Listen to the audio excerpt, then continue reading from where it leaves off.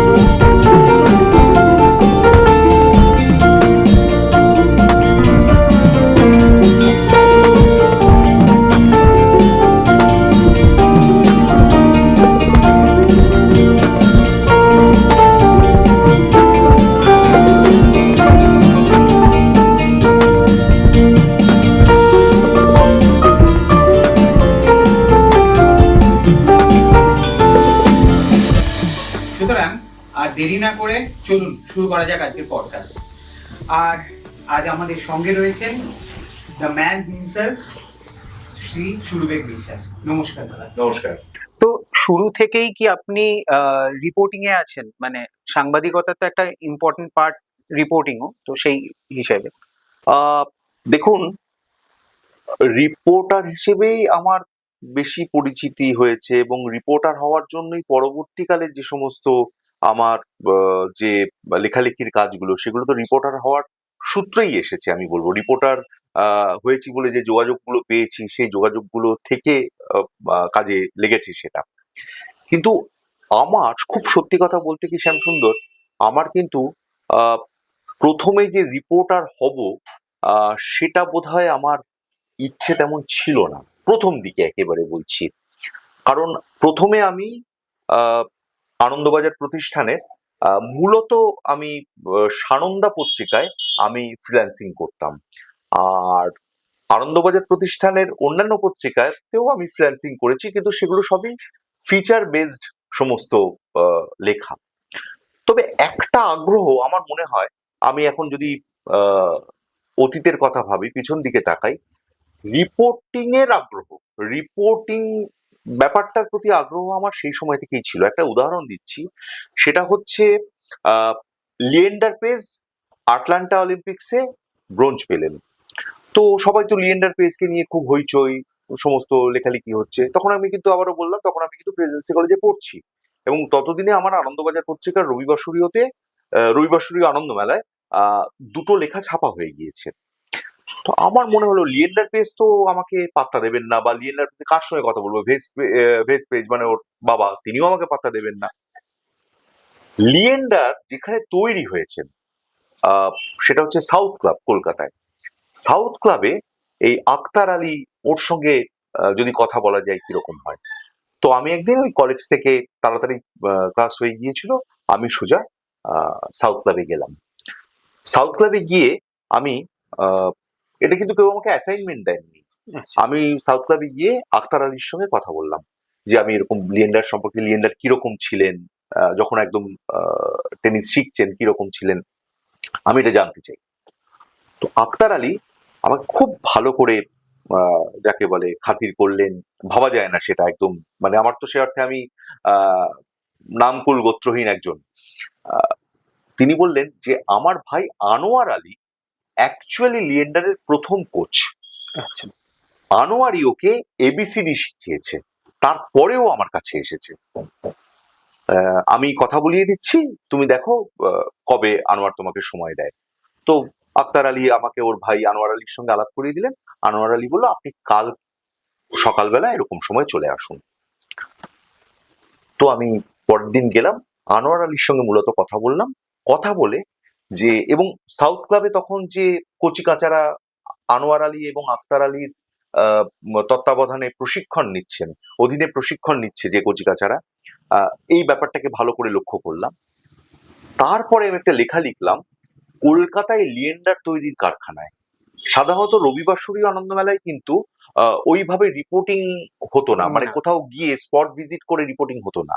আর সবাই ওই একটু পড়াশুনো করে জেনে, কেউ গল্প লিখছেন নিজের মন থেকে, কেউ প্রবন্ধ বা নিবন্ধ লিখছেন পড়াশুনো করে, তার ভিত্তিতেই হতো। কিন্তু ওটা একটা একটা রিপোর্টিং হলো যে কলকাতায় লিয়েন্ডার তৈরির কারখানায়, সেটা হচ্ছে 96। এটা কিন্তু প্রথম যে আমার সে অর্থে আমার রিপোর্টিং এর প্রতি যে আমার আগ্রহ, আমি বলবো প্রথম দিকেই সেটা হয়েছিল। পরবর্তী সময় সানন্দায় যখন ফ্রিল্যান্সিং করছি তখন তো বিভিন্ন মানুষের ইন্টারভিউ করতে হতো, সেগুলো ঠিক আছে, সেগুলো না হয় সেগুলো অন্যান্য ক্ষেত্রে। তো সানন্দায় আমি একটা খুব টাফ অ্যাসাইনমেন্ট পেয়েছিলাম।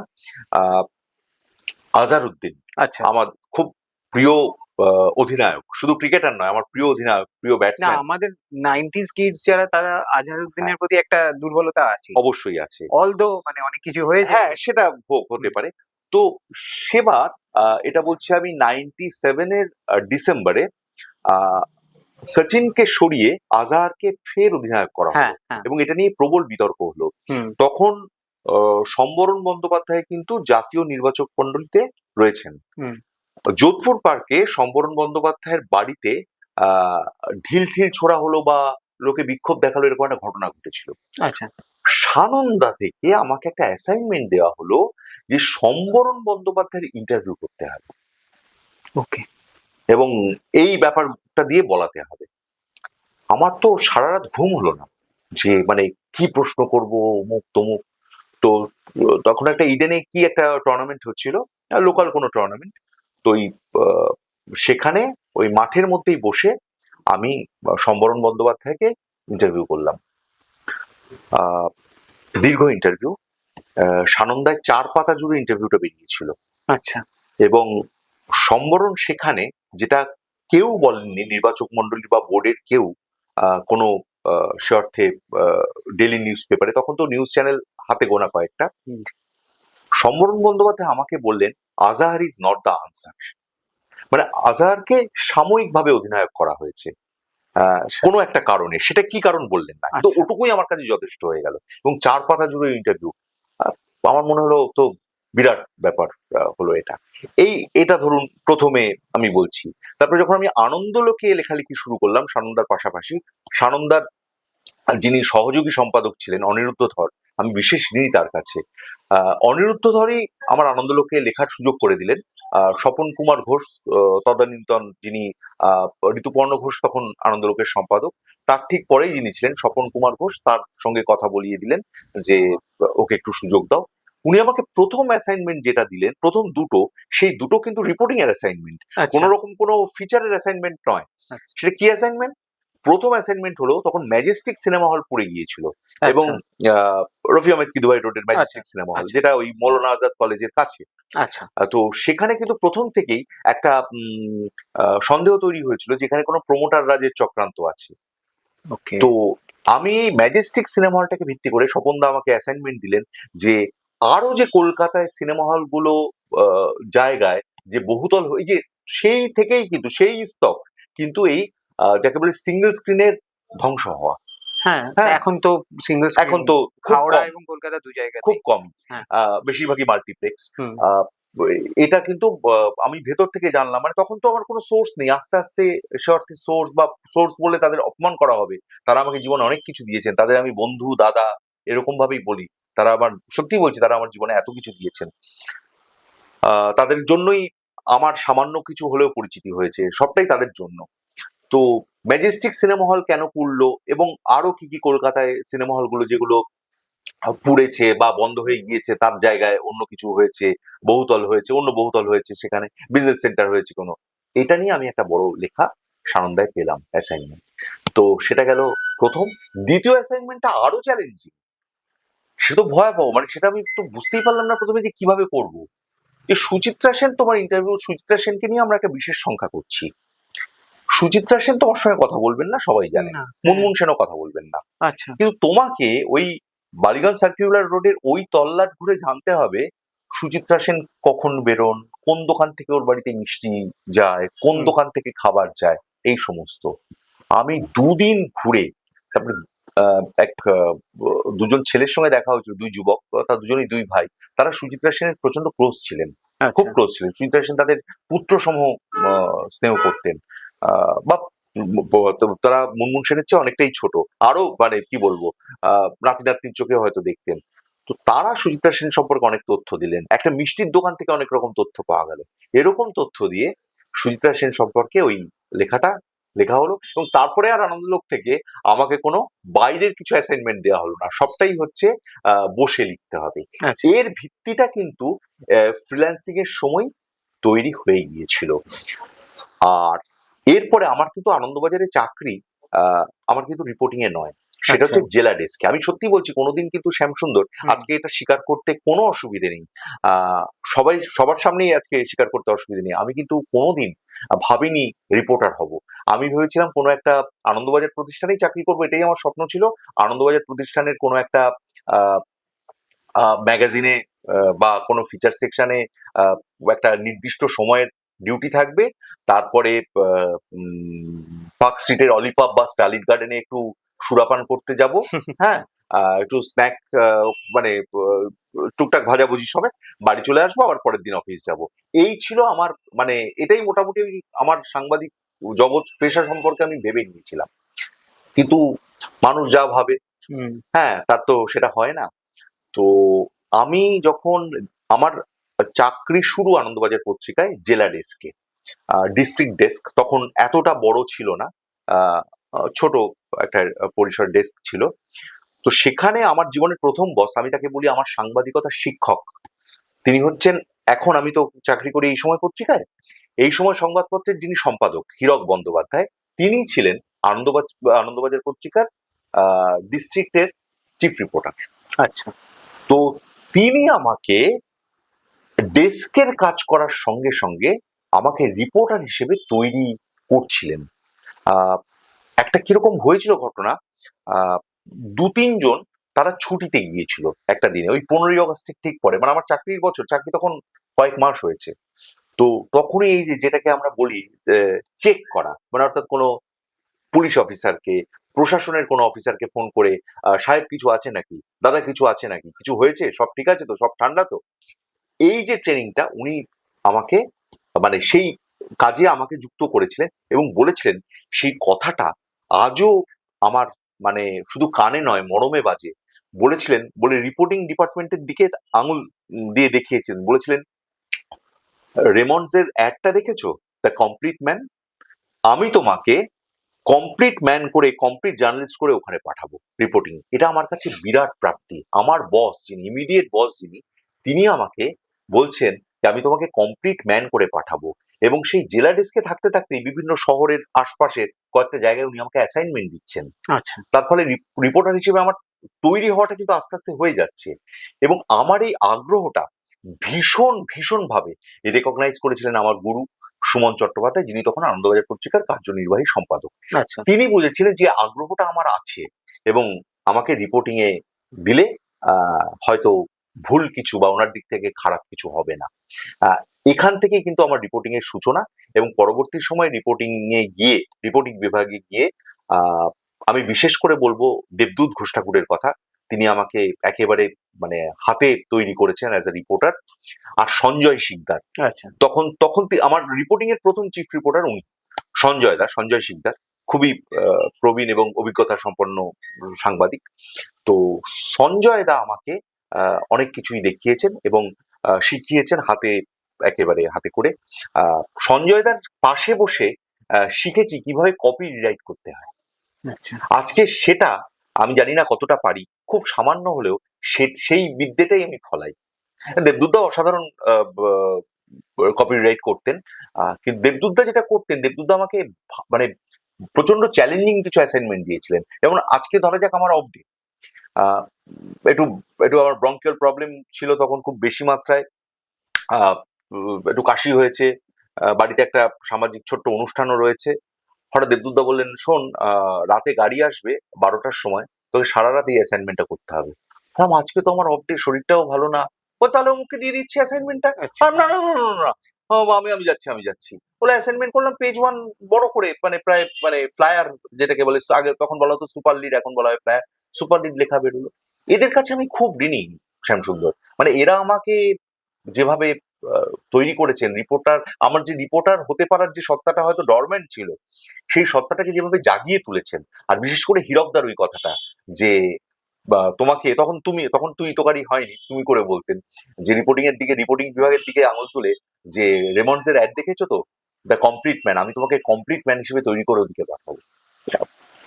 মানে probably this is the difference between A boss and a leader. ওইটাই আমি একেবারে বুঝি। হীরক আমার লিডার, আজও লিডার। লিডার শুধু না, আমি বলছি সাংবাদিকতায় হীরক বন্দ্যোপাধ্যায় আমার শিক্ষক, এটুকু বলতে পারি। সাংবাদিকতায় আমি 4 জনকে পেয়েছি, এটা বলতে হবে। হুম। আমার গুরু এবং ঈশ্বর সুমন চট্টোপাধ্যায়, হীরক বন্দ্যোপাধ্যায় আমার শিক্ষক, আইডল গৌতম ভট্টাচার্য, এবং আমার দাদা, তিনি হচ্ছেন অনির্বাণ চৌধুরী। এই 4 জন। তো আমি আপনাকে সব্যসাচী বলে অভিহিত করতে পারি, কারণ সব দিকেই বিস্তৃতি যেহেতু। সে তো সব্যসাচী দু হাতে তীর চালাতে পারতেন। সেই, তবে মূলত তো সাংবাদিকতাই রয়েছে। তো সেই কারণে আমার এটাই প্রশ্ন যে এই ফিল্ডে আপনার আশা কিভাবে সাংবাদিকতায়? দেখুন, আমি ক্লাস 8-এ যখন পড়ি, তখন থেকেই মোটামুটি ঠিক করে নিয়েছিলাম আমি সাংবাদিকতা করব। সাংবাদিকতা করব এবং প্রধানত বাংলা সাংবাদিকতা করব। তারপরে আমি ইংরেজি সাংবাদিকতা করেছি ঠিকই, কিন্তু এটা ঠিক করে নিয়েছিলাম। এবার যদি আপনি বলেন যে কেন ঠিক করলাম, কিভাবে ঠিক করলাম, আমার বাবা অত্যন্ত খ্যাতনামা একজন সাংবাদিক, ক্রীড়া সাংবাদিক, মূলত চিরঞ্জীব ছদ্মনামে তিনি পরিচিত, বিখ্যাত বা প্রখ্যাত। তো বাবাকে দেখে কিন্তু আমি সাংবাদিকতায় আসিনি। সাংবাদিকতায় আমি এসেছি কয়েকজনের লেখা পড়ে, তাদের লেখা পড়ে অনুপ্রেরণায়। কে প্রথম হচ্ছেন আমার গুরু, আমার ঈশ্বর সুমন চট্টোপাধ্যায়। দ্বিতীয়ত হচ্ছেন আমার আইডল, যাকে আমি আমার আইডল বলি, গৌতম ভট্টাচার্য। আচ্ছা। এছাড়া রূপক সাহা, অশোক দাশগুপ্ত। এই 4 জনের লেখা পড়ে আমি ভেবেছিলাম আমাকে সাংবাদিকতাতে আসতেই হবে। এদের লেখাগুলো আমাকে প্রচন্ড টানত।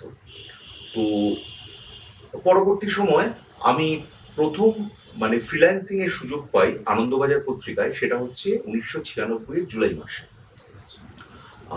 তখন আমি রবিবার সূর্য যে আনন্দবাজার পত্রিকার যে রবিবার সূর্য, তার যে আনন্দ মেলা বলে একটা বিভাগ ছিল, সেই বিভাগে আমার লেখা বেরোয়। তার ঠিক আগের দিন শনিবারে আমার দেশ পত্রিকায় লেখা বেরোয়।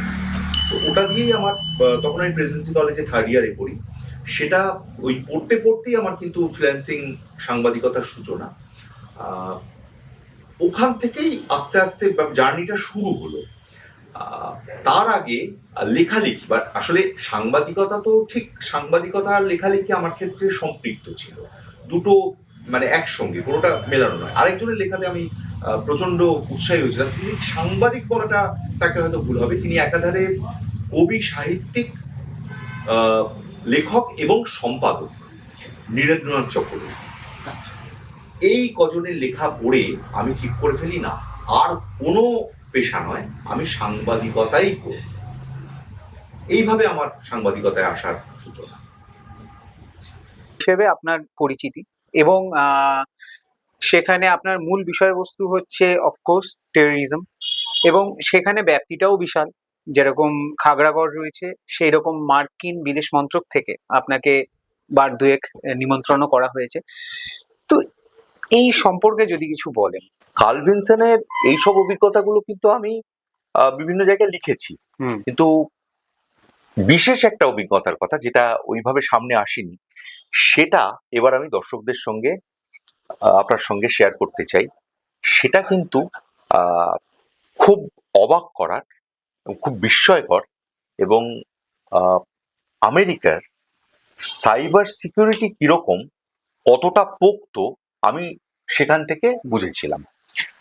ব্যাপারটা যেটা ছিল যে আহ, ওখানে তো কালভিনসানে তো 36 ঘন্টা ছিলাম বললামই, হুম। তো ওখানে কোনো মোবাইল নেটওয়ার্ক নেই যে আচ্ছা। যোগাযোগ করবো। হুম। তো শুধু আমি একজন ওখানকার যে মিডিয়া অফিসার, যিনি পুরো লিয়াজো অফিসার যিনি ছিলেন, তাকে বলেছিলাম যে আমি না একটা মেল করব, সেই মেলটা একটা কপি মানে আমার বসকে করব, মানে হীরকদাকে করব। তিনি তখন আমার আনন্দবাজার পত্রিকা নিউজ এডিটর, বার্তা সম্পাদক, মানে যিনি আমার প্রথম বস ছিলেন, যার কথা বলেছি আমি। আর আমার স্ত্রীকে করব মেলটা। তো এই একই মেল দুজনকে করবো, এটা আমাকে একটু সুযোগ করে দিন। তিনি বলছেন হ্যাঁ, পুরো আজকে সারাদিনের প্রোগ্রাম হয়ে যাক, তুমি আমার যে অফিস সেখান থেকে মেলটা করবে। তো তিনি তো সব কাজ হয়ে যাওয়ার পর আমি তাকে মনে করলাম যে এরকম ব্যাপার, তুমি তো আমাকে বলেছিলে। বলো হ্যাঁ হ্যাঁ চলো তো, ঘরে গিয়ে তুমি করে দাও। সবাই তখন নিজেরা একটু রেস্ট নিচ্ছে, ফ্রেশ হচ্ছে, আমি আগে বাড়িতে মেলটা করতে হবে। এবারে তিনি তো আমাকে জিমেলটা খুলে দিলেন। এবার তো জিমেলটা, আমার তো জিমেল যেটা সেটা আমাকে তো লগ ইন করতে হবে। লগ ইন করার সময় পাসওয়ার্ড দিলাম, আমার যা পাসওয়ার্ড, বলছেন না what is your first phone number. First phone number মানে তো আমার তখন একটাই মোবাইল, আর সেটার ফোন নাম্বার নিলাম। No, failed, what is your, please give your first phone number. First phone number আবার কি? তখন ল্যান্ডলাইন নাম্বার ছিল, আবার rejected. Please give us your first phone number. First phone number মানেটা কি? এবার যে ল্যান্ডলাইন নাম্বারটা, যেটা আগে যে নাম্বারটা ছিল সেটা দিলাম, মানে ওটা তো বদল হয়ে এসছে, সেটা দিলাম, আবার রিজেক্টেড। এবার বলছে this is your last chance, your first phone number. আমি কিন্তু তখন ঘামতে শুরু করেছি শ্যামসুন্দর, আমি কিন্তু তখন ওই রাতে ঠান্ডায় ওরকম আমি ঘামতে শুরু করেছি এসির মধ্যে। ফার্স্ট ফোন নাম্বার, আমার যে পৈতৃক বাড়ি সেখানে ফার্স্ট ফোন নাম্বারটা ছিল, সে তো বহু যুগ ধরে নেই, 1995 সাল থেকে সেই নাম্বারটার অস্তিত্ব নেই। সেই নাম্বারটা ছিল আমার জন্মস্থক, সেই নাম্বারটা আমি শুনে আসছি, সেই নাম্বারটা ছিল 722516। আচ্ছা। মানে একটা 6 ডিজিটের নাম্বার। আমার কাছ থেকে আমি তো সেটা দিলাম, অ্যাকসেপ্টেড। বাট এটা কিভাবে হচ্ছে? অর্থাৎ অর্থাৎ আমার যেটা ধারণা, আমার পরে আমি ধারণা করতে পেরেছি, আমার পাসপোর্টে তো আমার ওই পৈতৃক বাড়ির ঠিকানা দেওয়া আছে। সেখান থেকে ওরা চেস করেছে যে আমার ওই বাড়ির প্রথম ফোন নাম্বারটা কি ছিল। সে বাড়ির নাম্বারটা পাল্টে 1995-তে হয়ে যায় 412251 তারপরে 24122516, তারপর আর কোনো অস্তিত্ব থাকেনি সেই ফোন নাম্বারে, কোথাও ছিল না। 722516টা আমার কাছে চেয়েছে, যেটা 1995। এই ঘটনাটা হচ্ছে 2015-র কথা বলছি, 2015-র মার্চে কালভিনসনের অভিজ্ঞতা। আর 1995-তে যে ফোন নাম্বারটা চলে গিয়েছে, যার অস্তিত্ব নেই, সেই ফোন নাম্বারটা আমাকে দিতে হলো অ্যাক্সেস পাওয়ার জন্য। এইটা মারাত্মক। আমি বুঝলাম যে আমেরিকার সাইবার সিকিউরিটিটা কি পর্যায়ে। আমি যদি ওই ফোন নাম্বারটা আমার মনে না থাকতো, আমি কিন্তু অ্যাক্সেস পেতাম। 40 বছর আগে, মানে 30 বছর আগে কি ছিল তখন? একেবারেই তাই। এবারে প্রশ্নটা কিন্তু এবং বন্ধুরা এক্সক্লুসিভ, এবং সেই কারণেই আমি আপনাদেরকে মাঝে মধ্যেই বলে থাকি আমাদের চ্যানেলটা একটু লাইক, শেয়ার, সাবস্ক্রাইব করে দেবেন, সো দ্যাট আপনারা এই ধরনের অজানা জিনিস জানতে পারেন। তো বেশি কিছু না বলে, দাদা, একটি ডিওড্রেন্ট একবার একটি নিউজ ব্রেকের কারণ হয়ে দাঁড়িয়েছিল, এবং সেই নিউজ হুইচ শুক দ্য নেশন অ্যাকচুয়ালি। তো সেইটা সম্পর্কে একটু যদি কিছু বলেন। আহ, বাবা, এই খবরটা জেনে গেছেন। আচ্ছা, এটা 2010-এর ডিসেম্বরের কথা। তখন তো মাওবাদী কার্যকলাপ রাজ্যে তুঙ্গে। লালগড় কে কেন্দ্র করে শুরু হলো, তারপরে জঙ্গলমহলে, গোটা জঙ্গলমহলে, এবং তারপরে রাজ্যের বিভিন্ন জায়গায় একেবারে মাওবাদী হিংসাত্মক কার্যকলাপ, আরো নানা রকম জিনিসপত্র ছড়িয়ে গেল। সেই সময় মাওবাদীদের যে সিপিআই মাওয়িস্ট পার্টির যে রাজ্য সম্পাদক সুদীপ চোংদার অ্যালিয়াস কাঞ্চন, তাকে ধরা হয়েছিল। আচ্ছা। এবং এই ধরা পড়ার খবরটা ঘটনাচক্রে আমি ব্রেক করি। ওকে। এবার কিভাবে ব্রেক করলাম তার একটা প্রেক্ষিত আছে। এই প্রেক্ষিতের সঙ্গে এই সুগন্ধিটা জড়িয়ে। আর তখন আমি হিন্দুস্তান টাইমসে, আচ্ছা। আহ, হিন্দুস্তান টাইমসে সেদিন আমাদের একটা অফিস পার্টি, সেই সন্ধ্যায়। তার আগে আমার এক পুলিশ দাদার সঙ্গে, আমি বলি না এদের কাছেই আমি সবচেয়ে ঋণী, কৃতজ্ঞ, এরাই আমাকে সব উজাড় করে দিয়েছেন জীবনে, নাহলে আমি কিছুই পারতাম না।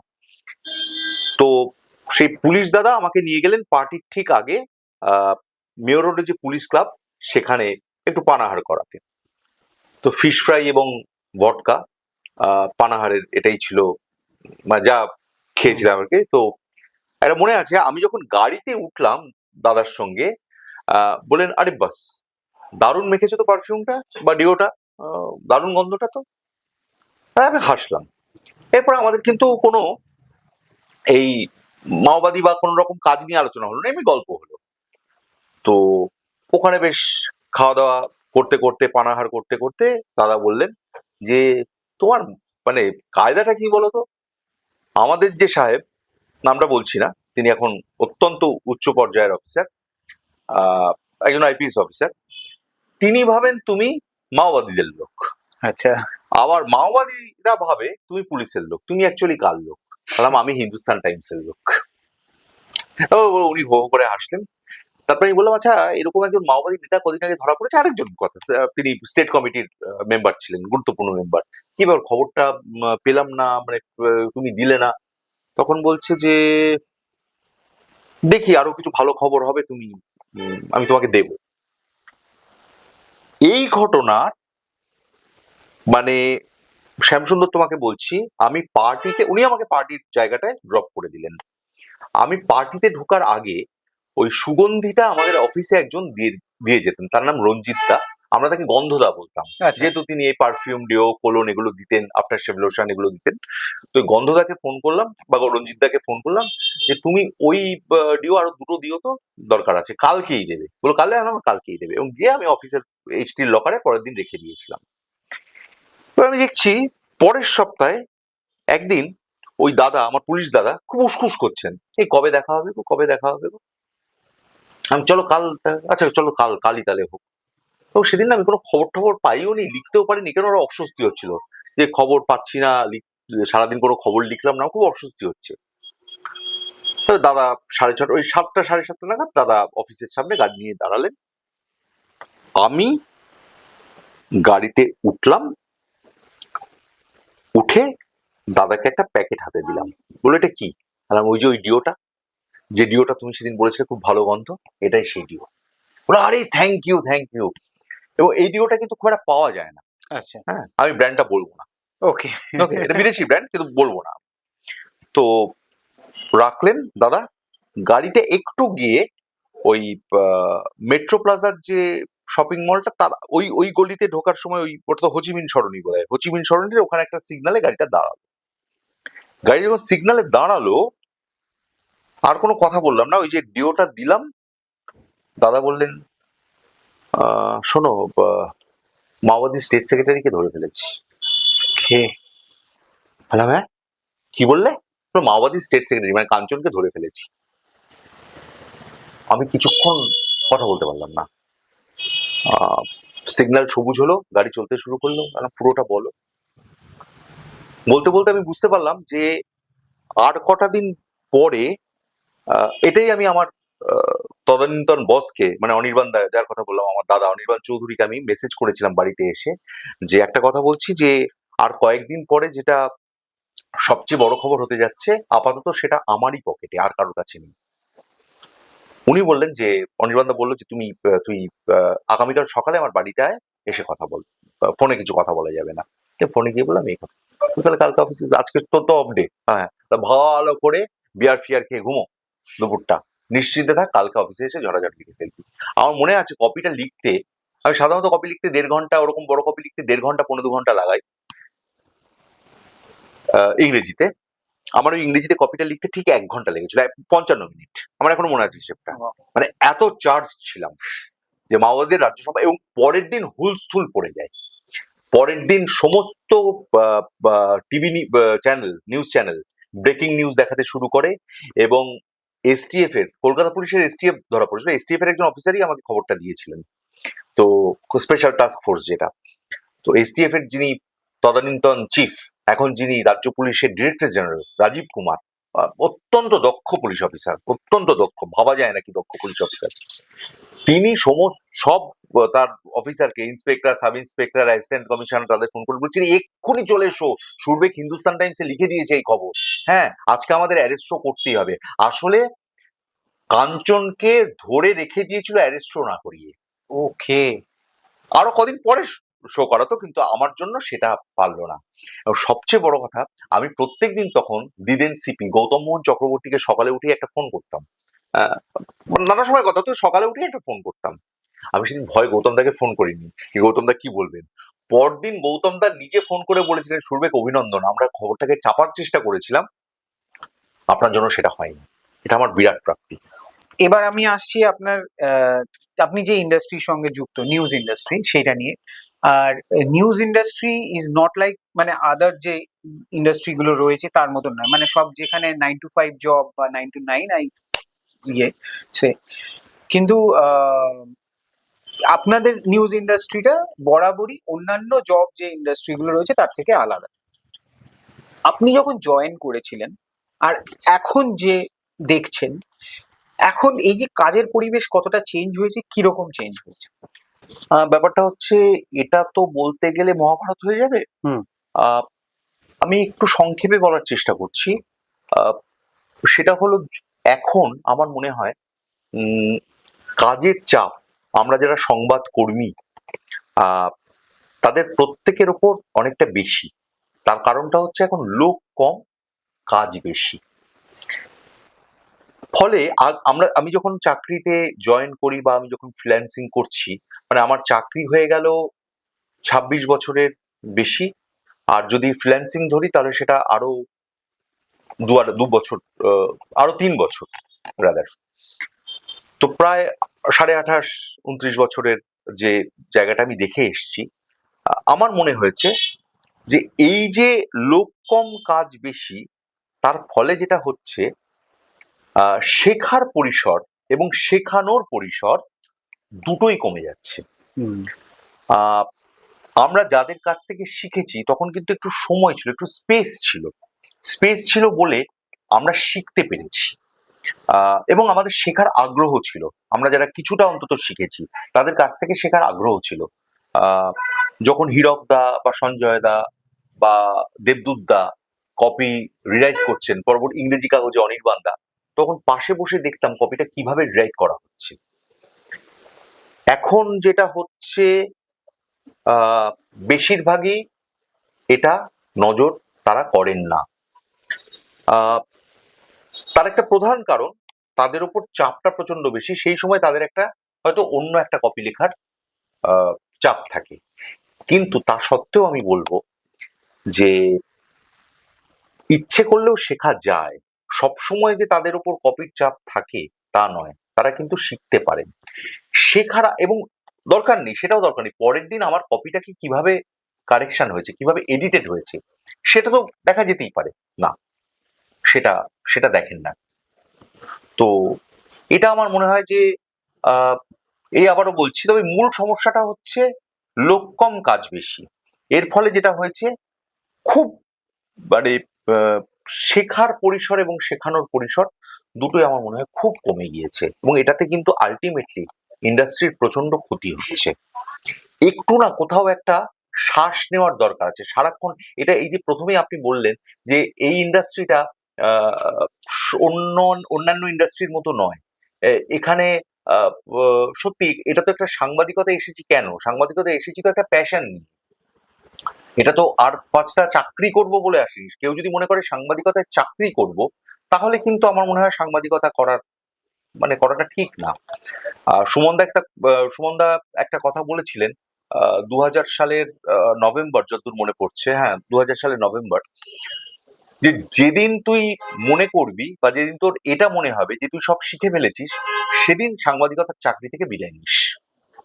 প্রত্যেক দিন প্রত্যেকটা মুহূর্তে কিছু না কিছু শিখতে হয়। এটা প্রবাবলি মানে সমস্ত প্রফেশনের ক্ষেত্রেই এই উচিত, কিন্তু আমাদের ক্ষেত্রে বেশি। কিন্তু এখন শেখানোর দুটোই সমস্যা।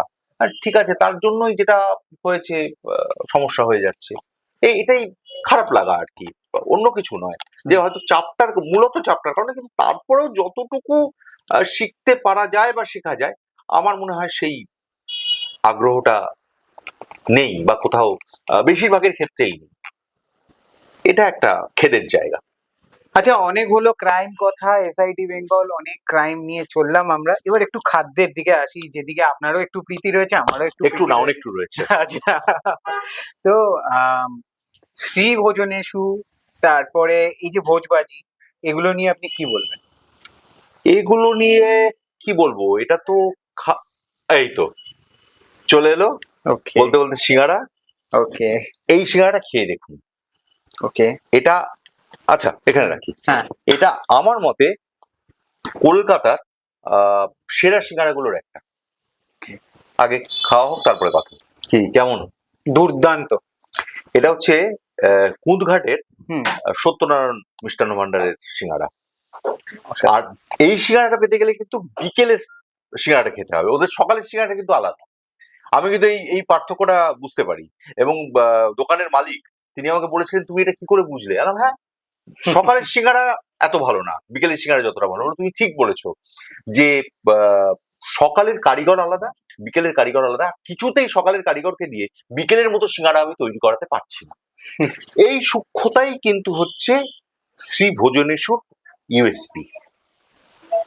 কারণটা হচ্ছে আমি বাজার করি 1.5 থেকে 2 ঘন্টা ধরে, যদি বাজারে যাই।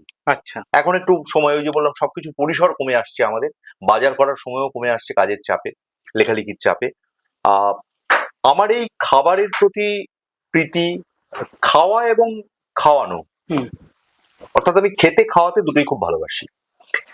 আহ এর থেকেই কিন্তু শ্রী ভোজনেশ্বর সৃষ্টি, লেখালেখির সৃষ্টি, খাবারের লেখালেখির সৃষ্টি। এবং আমাকে কলেজ স্ট্রিটের, ওদের অফিস হচ্ছে সূর্য সেন স্ট্রিটে, দাস প্রকাশনার কর্ণধার সুকল্প চট্টোপাধ্যায় আমাকে ফোন করেন। ফোন করে তিনি বই করতে চান খাবারের উপরে। তার থেকেই আমার শুরু হলো আর কি এই শ্রী ভোজনেশ্বর যাত্রা। সেখান থেকে শুরু হলো না, শ্রী ভোজনেশ্বর যাত্রাটা শুরু হয়েছিল এই সময় .com-এ। এখন বেরোচ্ছে শ্রী ভোজনেশ্বর 2.0। হুম, আর 2021-এর ডিসেম্বর থেকে, নভেম্বর বা ডিসেম্বর থেকে বেরিয়েছিল শ্রী ভোজনেশ্বর। সেখান থেকে শ্রী ভোজনেশ্বর যাত্রা শুরু, যেটা বই হয়ে বেরোয় মান্দাস থেকে। প্রথম বইটা বেরোয় শ্রী ভোজনেশ্বর রসে বসে রসনায়, সেটা হচ্ছে 2022-এর ডিসেম্বরে। তারপরে বেরোয় 2024-এর এপ্রিলে, ওটা হচ্ছে শ্রী ভোজনেশ্বর চেটেপুটে। তো এই আমি যখন দেখলাম যে লেখালেখির অনেক জায়গা আছে, তো যেটা আমি ভালোবাসি, যেটা আমি পছন্দ করি, সেটাও তো একটা লেখার একটা বড় অবশ্যই, সাবজেক্ট হতে পারে। অবশ্যই। সেখান থেকে কিন্তু শ্রী ভোজনেশ্বর। তো একজন সফল মানুষের পেছনে বা নেপথ্যে আমি সফল টফল নই, আমি মনে করি না, কাজ করে যাচ্ছি। তবু অনেক মানুষের অবদান থাকে। আপনি সমাজের সবার কথা বললেন, কিন্তু আপনার পরিবার নিয়ে বিশেষ কিছু বললেন না। আপনার জবটা অফকোর্স মানে আদার যে সমস্ত লোকেরা রয়েছে যারা 9 to 5 জব করছে তাদের মতন নয়। আপনার কাজটা অনেকটাই মানে জোখমের কাজও বলা চলে। তো এক্ষেত্রে আপনার পরিবারের অবদানটা কিরকম? হ্যাঁ, পরিবারের কথা না বলাটা তো অন্যায়। পরিবারের কথাটা এই প্রসঙ্গে আসেনি বলে এতক্ষণ বলিনি। পরিবার না থাকলে আমি তো শেষ হয়ে যেতাম। পরিবার না থাকলে আমি আমি হতাম না।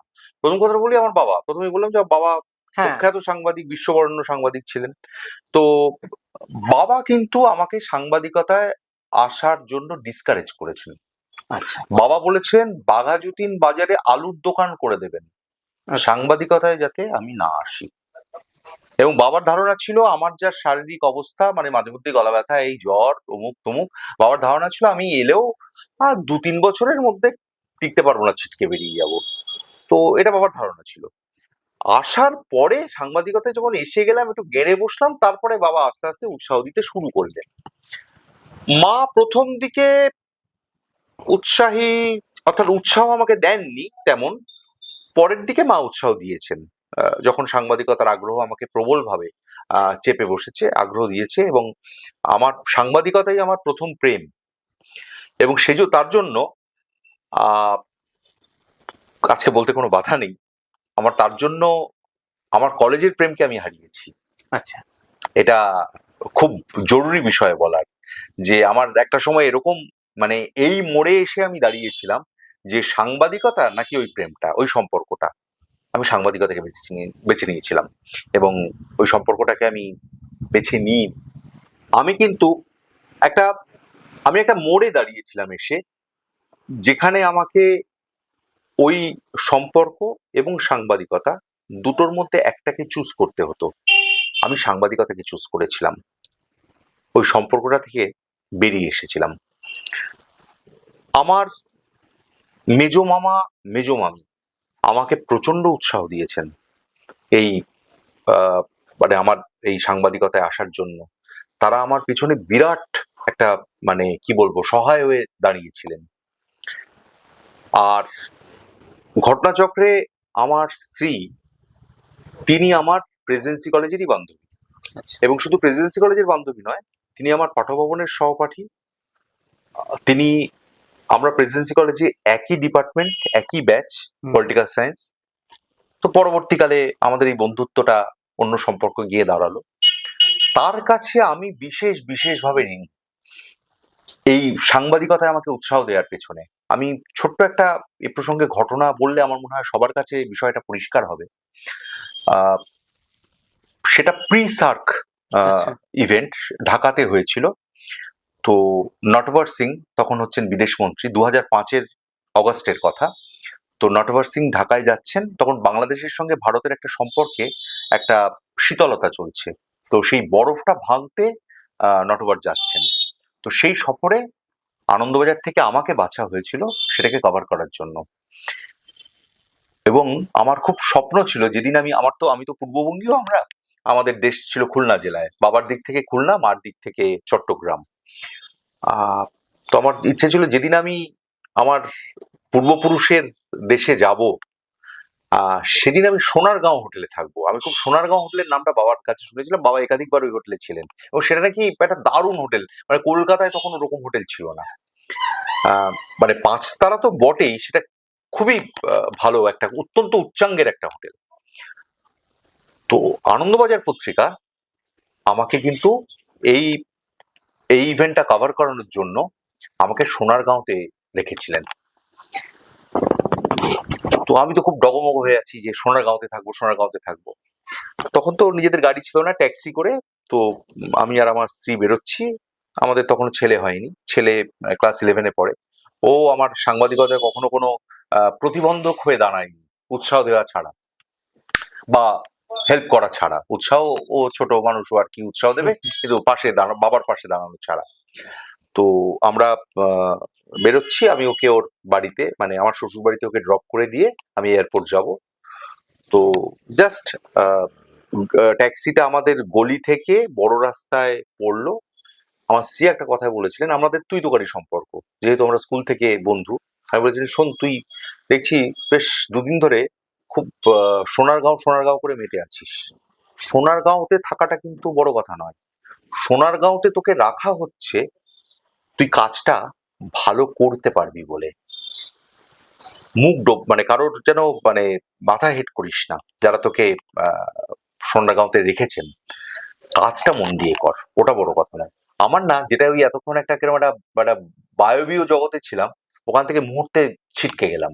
তখন আমার ফোকাস হলো এর কাজটা মানে মারাত্মক ভাবে করতে হবে। এবং যখন ফিরে এসেছি, অফিসের সবাই অভিনন্দন জানিয়েছিলেন যে এতগুলো কপি, এত ভালো ভালো কপি হয়েছে, অত্যন্ত আমাদের কাছে খুব একটা গর্বের বিষয়। কিন্তু আমার স্ত্রী ওই ভোকাল টনিকটা না দিলে আমার কিন্তু এটা হতো না। তো আমি খুব ঋণী তার কাছে, খুব কৃতজ্ঞ। তো পডকাস্ট আমাদের শেষ পথে, এবং প্রথা অনুযায়ী আমরা একটা মানে যিনি আমাদের অতিথি তার কাছ থেকে একটা অটোগ্রাফ নিয়ে থাকি, এবং তার সঙ্গে কিছু গুড উইশ।